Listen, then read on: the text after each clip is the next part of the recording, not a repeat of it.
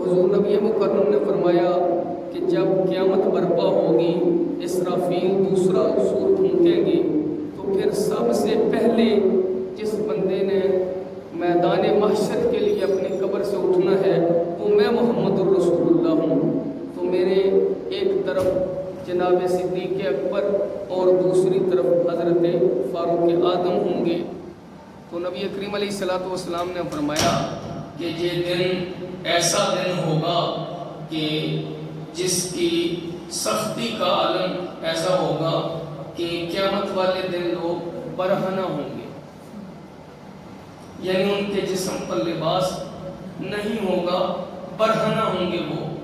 تو یہ سننے میں جب کانوں میں یہ بات پڑتی ہے کہ قیامت والے دن بندوں کے جسم پر لباس نہیں ہوگا تو بندہ پریشان ہوتا ہے کہ یہ کیسا،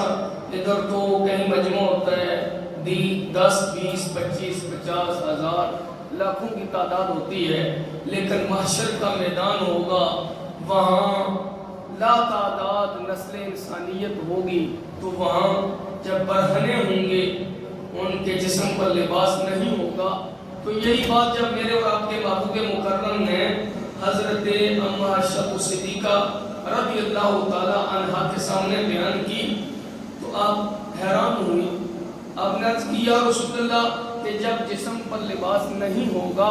تو پھر ایک دوسرے کی شرمگاہ پر نظر پڑنے کا امکان ہی نہیں ہے، بلکہ یقین ہے کہ اتنا رش ہوگا، اتنا مجمع ہوگا تو ایک دوسرے کے شرمگاہ پر نظر پڑے گی اور یہ تو بے پردگی ہوگی۔ تو میرے اور آپ کے محبوب مکرم نے فرمایا کہ ہے عائشہ، وہ دن اتنا ہولناک ہوگا، اتنا سخت ہوگا، اس کی سختیاں اتنی ہیں کہ ہوں گے وہ برہنے، لیکن ان کی نظریں اتنی جو ہے وہ فکر میں ہوں گے، اتنی پریشانی میں ہوں گے، اتنی مصیبت میں اور مشکل میں ہوں گے کہ ایک دوسرے کی شرمگاہ پر نظر تک نہیں پڑے گی، اتنی جو ہے وہ بے سر و سامان کے عالم میں، بے بسی کے عالم میں، نفسہ نفسی کے عالم میں ہوں گے کہ شرمگاہ پر نظر پڑنا تو دور کی بات ہے، جب سورج سوا نیزہ پر ہوگا، زمین تانبے کی مانند ہوگی، تو اس ماحول کے اندر پھر ایک دوسرے کی شرمگاہ پر نظر پڑنے کا کوئی تصور ہی نہیں۔ تو میں اکثر سمجھانے کے لیے یہ کہا کرتا ہوں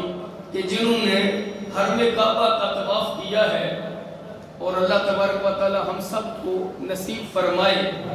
حرم کعبہ کا جن لوگوں نے طواف کیا ہے وہ اس بات سے بخوبی واقف ہیں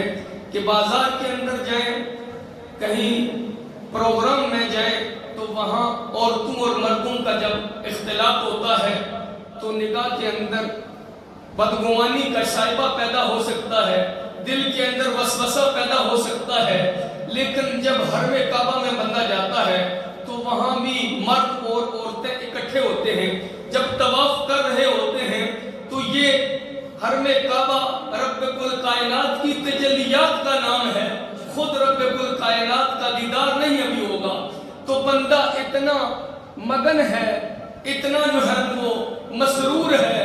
اتنا جو ہے وہ اس لطف کے اندر جو ہے وہ لطافتوں کا مزہ لے رہا ہے کہ وہ چل رہا ہے، اپنے محبوب کے گھر کی چوکھٹ کا طواف کر رہا ہے اور اس کے ساتھ ایک اجنبی عورت چل رہی ہے، لیکن اتنا نشہ ہے رب کل کائنات کے گھر کے انوار و تجلیات کا کہ غیر عورت کی طرف اس کا دھیان نہیں پڑتا، اگر نظر بھی پڑ جاتی ہے تو اس کی نظر جھک جاتی ہے۔ یہ رب کل کائنات کے اینٹ، پتھر، سیمنٹ اور ٹائلوں کے اس مکان کا اتنا خاصہ ہے کہ جب اس کا طواف بندہ کرتا ہے، لیکن نسبت کس کے ساتھ ہے؟ نسبت رب کل کائنات کے ساتھ ہے، اور رب کا قرآن کہتا ہے چوتھے پارے میں ہے ان اول بیت وضع للناس للذی ببکۃ مبارک وہدی للناس، کہ یہ وہ پہلا گھر ہے رب کل کائنات کا، روح کائنات پر، ببکۃ مبارک وہدی للناس، کہ جو برکت والا بھی ہے اور لوگوں کی ہدایت کے لیے بھی۔ تو اس ساری کائنات کے اندر بندہ بندہ کسی مجمع میں جاتا ہے، یونیورسٹی کے اندر جاتا ہے، کالج کے اندر جاتا ہے، یہاں مردوں اور عورتوں کا اختلاط ہے تو وہاں شائبہ پیدا ہو سکتا ہے، وہاں جو ہے وہ بدنگاہی کا یہ صرف جو ہے وہ امکان ہی نہیں ہے۔